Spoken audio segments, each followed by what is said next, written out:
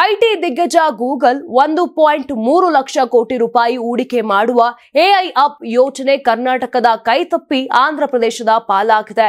ಈ ಬೆಳವಣಿಗೆಗೆ ಸಂಬಂಧಿಸಿದಂತೆ ಜೆಡಿಎಸ್ ಸಾಮಾಜಿಕ ಮಾಧ್ಯಮ ಎಕ್ಸ್ನಲ್ಲಿ ಟ್ವೀಟ್ ಮಾಡಿ ಆಡಳಿತಾರೂಢ ಕಾಂಗ್ರೆಸ್ ಸರ್ಕಾರವನ್ನು ತೀವ್ರವಾಗಿ ತರಾಟೆಗೆ ತೆಗೆದುಕೊಂಡಿದೆ.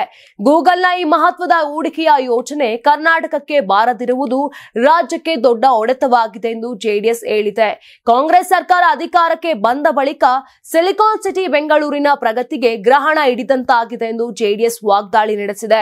ನಗರದ ರಸ್ತೆ ಗುಂಡಿಗಳು, ಮೂಲ ಸೌಕರ್ಯಗಳ ಕೊರತೆ ಹಾಗೂ ಐಟಿ ಸಚಿವ ಪ್ರಿಯಾಂಕ ಖರ್ಗೆಯ ನಿರ್ಲಕ್ಷ್ಯದಿಂದಾಗಿ 1.3 ಲಕ್ಷ ಕೋಟಿ ರೂಪಾಯಿಗಳ ಹೂಡಿಕೆಯ ಈ ಯೋಜನೆ ಕೈತಪ್ಪಿತೆಂದು ಆರೋಪಿಸಲಾಗಿದೆ.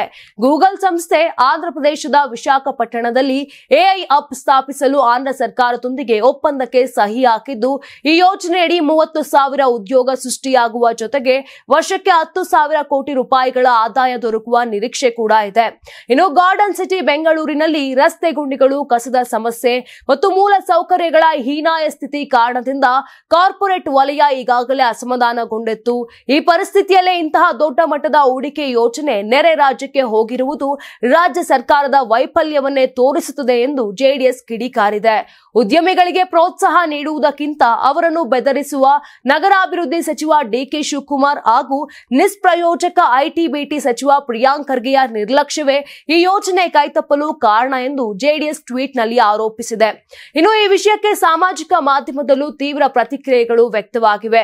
ಕಿರಣ್ ಮಂಜುದಾರ್ ಸತ್ಯ ಹೇಳಿದರೆ ಸರ್ಕಾರವೇ ಅವರ ಮೇಲೆ ಮುಗಿ ಬೀಳುತ್ತದೆ, ಇಂತಹ ಸರ್ಕಾರದಿಂದ ಇನ್ನೇನು ನಿರೀಕ್ಷೆ ಮಾಡಬಹುದು ಎಂದು ಒಬ್ಬ ಬಳಕೆದಾರ ಕಿಡಿಕಾರಿದ್ದಾರೆ. ಮತ್ತೊಬ್ಬರು ಬೆಂಗಳೂರು ನಗರವನ್ನು ಅವೈಜ್ಞಾನಿಕವಾಗಿ ವಿಸ್ತರಿಸಿದ ಪರಿಣಾಮ ಅದು ಈಗ ತಿಪ್ಪೆಗುಂಡಿಯಂತಾಗಿದೆ ಎಂದು ತೀವ್ರ ಟೀಕೆ ಮಾಡಿದ್ದಾರೆ.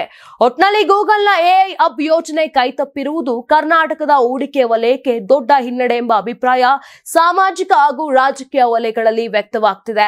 ನೀವು ಸಣ್ಣ ಆಗ್ಬೇಕಲ್ವಾ? ಅದು ಒಂದು ಉತ್ತಮ ಆಹಾರದಿಂದ ಸಣ್ಣ ಆಗ್ಬೇಕಲ್ವಾ? ಪ್ರತಿದಿನ ನಮ್ಮ ಜೀನಿ ಸ್ಲಿಮ್ ನ ಯೂಸ್ ಮಾಡಿ ಯಾವುದೇ ಸೈಡ್ ಎಫೆಕ್ಟ್ ಇಲ್ದಂಗೆ ನೀವು ಸಣ್ಣ ಆಗ್ತೀರಾ.